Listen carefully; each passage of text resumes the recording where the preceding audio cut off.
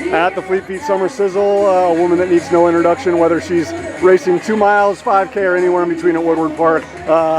It is with great honor, it is with great pride that I say to you, reigning Division I Valley champion and one of the best in the entire state of California, Isabella Ramirez. Another top 3 finish here.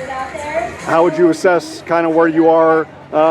It was August 8th last year, August 9th this year, because obviously I'm sure you knew in your heart, and your coach and your family knew in their hearts what this was going to forecast last year when you ran so well here last year.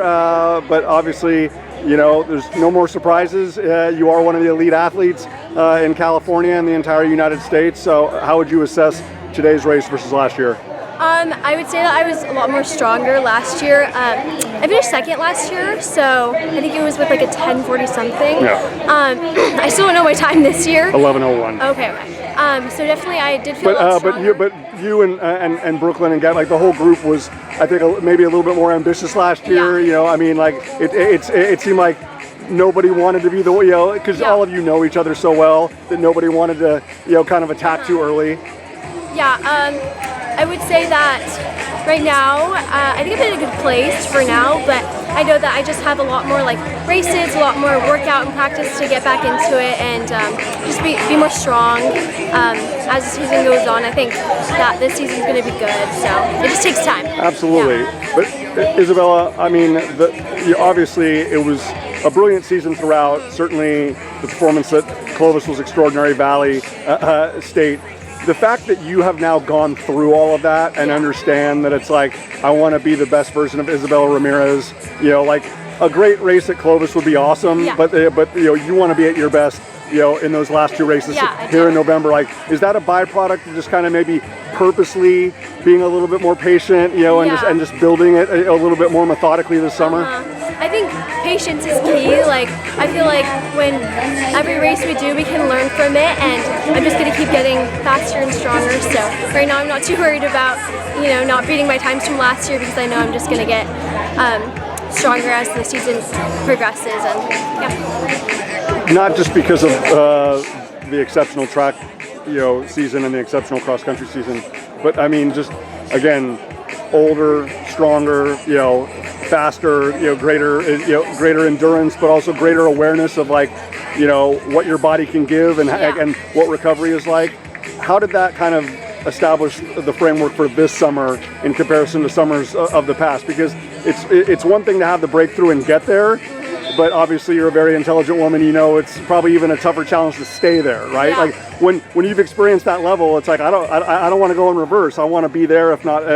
So how did that kind of frame the approach of training and just, you know, what you wanted to ask of your body and the recovery that you need this summer? I definitely have learned a lot the past 3 years of racing, just cross country track.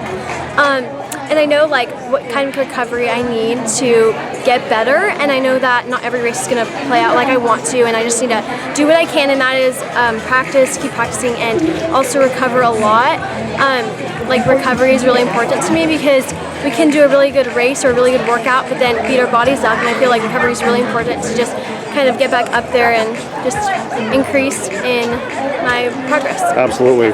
When I was talking with Blake Fay after the boys race, obviously he's, you know, a dominant force in Division 5, but he literally has to come to events like this, or, you know, or Clovis, or, you know, other invitationals outside, you know, of you know, the Fresno area, you know, or the Valley, you know, to race against, like, you know, the top people. You don't have to worry about that, right? Like, it was just like, you know, you and Brooklyn and Gabby, and, you know, we got Layla up there now, you know, with Buchanan as well. Like, it was like all of you didn't miss a beat, you know. It's just like we're all back together. Like, just you said all throughout last year, like, look, I can only be the best version of Isabella Ramirez, right? Like, I can only control what goes on with myself and, you know, and my group at Bullard. But just the fact that Buchanan group is always going to be around in your orbit, in your ecosystem and stuff like that. Like, is it just is it a good reminder of you know, not in the sense of, like, you know, from an expectation or a pressure standpoint, just the fact that, like, we're always going to be around each other, helping elevate one another, making each other better?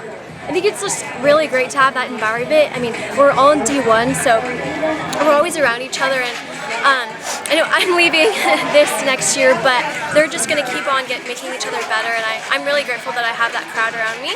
Just we can all push each other. I think that's really great. Awesome. Well, you have certainly elevated everyone in your program, and obviously everybody here in the Valley. Again, I cannot say it enough times. You're reigning Division I Valley champion here in the Central Section, and one of the best in California, regardless of state or geography. Isabella, stay healthy, and we look forward to seeing you when you got the Bullard kit on very soon. Congratulations. Thank you.